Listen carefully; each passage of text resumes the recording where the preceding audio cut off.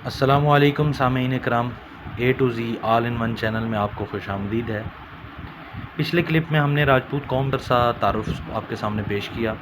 راجپوت نام کیسے پڑا، راجپوت قوم کیسے وجود میں آئی، اور راجپوت بیسیکلی ابتدائی طور پر ایک خطاب تھا اور بعد میں اس خطاب سے نوازے گئے لوگ ایک قوم کی شکل اختیار کر چکے تھے۔ اگر آپ نے پہلا کلپ نہیں دیکھا تو ضرور دیکھیے تاکہ آگے بات سمجھنے میں آسانی ہو سکے۔ آج ہم راجپوت بلکہ پورے ہندو سماج سے جڑے اس نظریے کو واضح کریں گے جس کی بنیاد پر مختلف قومیں اور ذاتیں وجود میں آئیں، اور یہ سلسلہ آج تک جاری و ساری ہے۔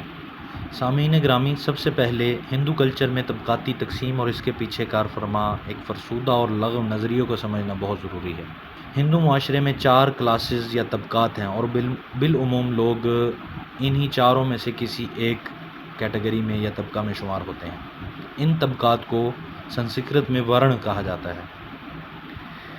تو سب سے پہلے اور سب سے برگزیدہ ورن جو ہے وہ برہمن ہے۔ اس طبقے کے بارے میں ہندو کلچر میں ایک لغو عقیدہ ہے کہ نعوذ باللہ یہ طبقہ برہما یعنی خدا کے سر سے تخلیق ہوا ہے، اس لحاظ سے یہ سب سے اعلیٰ ہے۔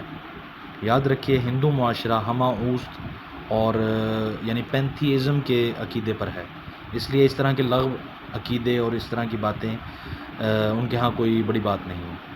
برہمن کے ذمے بیسیکلی مذہبی امور ہیں، اور تمام مذہبی رسومات کی ادائیگی اسی طبقہ کے پنڈتوں اور پروہتوں کے ہاتھ میں ہے۔ کسی اور طبقے کا اس میں کوئی عمل دخل نہیں، اور یہ سلسلہ انہی کی اولاد میں جاری رہے گا۔ دوسری کلاس یا دوسرا ورن شتریہ ہے۔ یہ دوم درجے کی کلاس ہے یا طبقہ ہے۔ تمام حکمران کلاس اور افسران اور بیوروکریٹس وغیرہ اسی طبقہ سے تعلق رکھتے ہیں۔ تیسرا ورن یا طبقہ ویشیا یا ویش کہلاتا ہے۔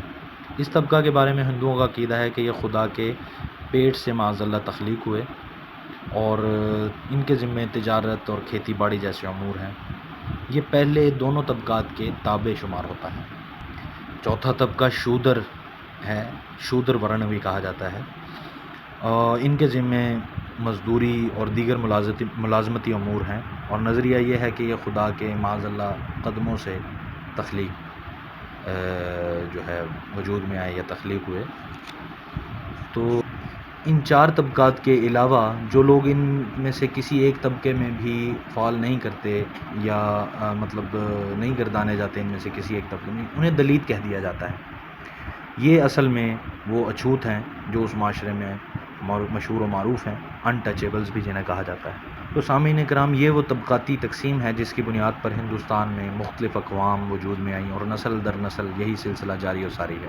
اب سامعین کرام، یہاں ایک بات ذرا دل شکن ہے کہ راجپوت اور دیگر اقوام کے مسلمان ہو جانے کے بعد اصولاً تو یہ نظریات اپنے نام و نشانات سمیت ختم ہو جانی چاہیے تھیں، تو اور الحمدللہ اس نظریے کو تو بہرحال رد کر دیا گیا مسلمانوں کی طرف سے، اور ہونا بھی چاہیے تھا، اور اس قسم کے عقیدے کی نفی خود بخود ایک مسلمان پر فرض ہو جاتی ہے۔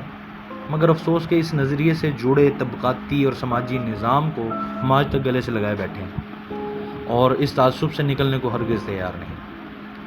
دوستو، اگلے کلپ میں ہم اس طبقاتی تقسیم سے آگے مزید تقسیم کو ذرا کھول کر بیان کریں گے، اور پھر مختصر تاریخ اور کچھ خاص واقعات کی طرف بھی نشاندہی کریں گے۔ اور ہمارے channel A to Z all in one دیکھتے رہیے اور سبسکرائب کرتے رہیے، اور اس ویڈیو کو سبسکرائب کریں، اس چینل کو سبسکرائب کریں، اور بیل آئیکن پر کلک کریں۔ شکریہ۔